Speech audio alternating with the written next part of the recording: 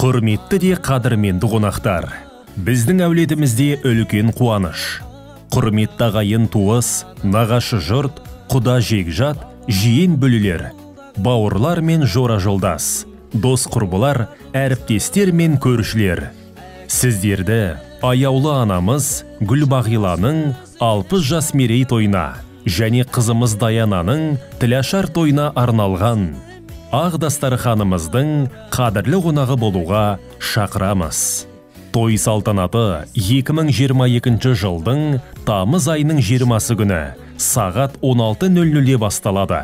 Мекен жайымыз Масақ ауылы Шашу мейрамханасы. Той иелері Дархан, Самал. Сіздерді асыға күтеміз. Сенің берген маған ай күнімсің.